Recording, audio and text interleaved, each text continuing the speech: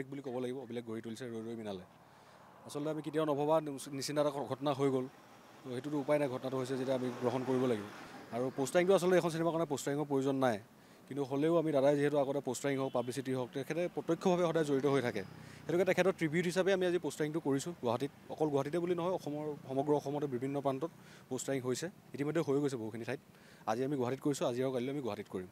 আৰু অহা 31 তাৰিখে চিনেমাখনৰ শুভ মুক্তি লাভ কৰিব। গতিকে অসমবাসীক আহ্বান জনাব লাগে, আচলতে অসমবাসী নিজে মানে হৰ্ডল বলে ওলাই আহিছে অলৰেডি। চিনেমাৰ টিকেট বুকিংটো অলৰেডি লিষ্ট আপোনালোকে পাইছে চাগে, হাউচফুল হৈ গৈছে, অলৰেডি চল্ড আউট চবতে। হয়, বাহিৰতো হয়, ভাৰতৰ বিভিন্ন প্ৰান্ততো চিনেমাখন অলৰেডি একজেক্টলি হয়, ভাৰতৰ বিভিন্ন প্ৰান্ততো চিনেমাখন ৰিলিজ হ'ব। গতিকে সকলো ৰাইজে চিনেমাখন মৰম দিয়ক, যিহেতু দাদাৰ এখন শেষ ছবি।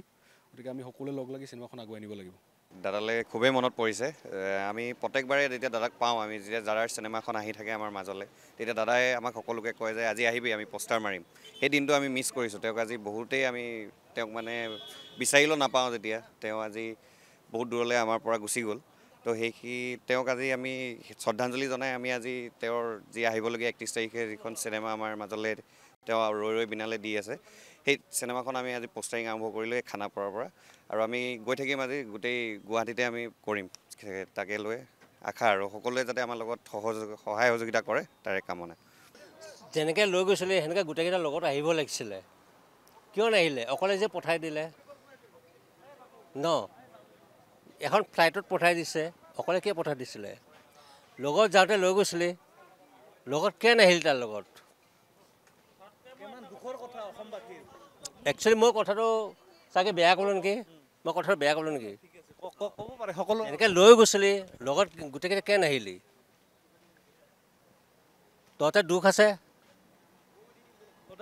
সঁচাই মানে যিহেতু এইটো দুখ লগা কথা, সঁচা কথা মই কৈ দিলোঁ। জুবিন গাৰ্গ এটা আমি সকলোৱে ঈশ্বৰ পুত্ৰ বুলি জনা হৈছে। ভইচটো উঠি আছে দেখিছোঁ যেনেকৈ লৈ গৈছিলি, অকলে কিয় পঠাই দিছিলি?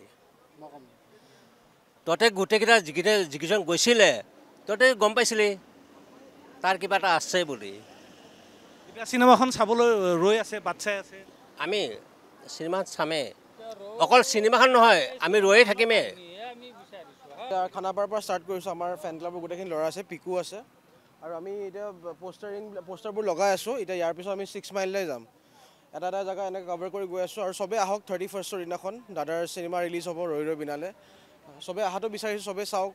চিনেমাখন বঢ়িয়া চিনেমা হ'ব এইখন, আৰু এইখন চব চিনেমাৰ ৰেকৰ্ড ভাঙি দিব এইখন চিনেমাই। আৰু দাদা বহুত সপোন অলৰেডি এতিয়া এইখন মানে দাদাৰ সপোনৰ চিনেমা হয়। তো দাদাই এইখন চিনেমা ইমান কষ্টৰে বনাইছে, চবেই আহক। খালি কোনো পাইৰেচি নকৰিব দেই, কোনো যাতে হলত যে ৰেকৰ্ডিং নকৰে, মই সেইটোৱে অনুৰোধ জনাইছোঁ। আৰু ৰাজেশ দাই অলৰেডি আগত মানে কৈছে যে গান পাইৰেচি হৈছে, কোনোবাই স্ক্ৰীণ ৰেকৰ্ডিং কৰি আপলোড কৰিছে। তো চবেই আহক, কোনো ভিডিঅ' নকৰিলে হ'ল, চবেই আহি চিনেমাখন এনজয় কৰক। ডেফিনেটলি পৰিছে, বাপৰে বাপ। আজি জুবিন দা থাকাহেঁতেন দাদাই আহি নিজে আমাৰ লগত পোষ্টাৰ লগালে হয়। আৰু সেইটোৱে আৰু এটা দুখ থাকি গ'ল মনত যে দাদা আজি আমাৰ মাজত নাই। কিন্তু মই এটা টিকেট দাদাৰ কাৰণে এক্সট্ৰাকৈ কাটিছোঁ, সেইটো ছিটটো খালী ৰাখিম। সেইটো দাদাৰ কাৰণে সেই ছিটটো মই থৈ দিছোঁ।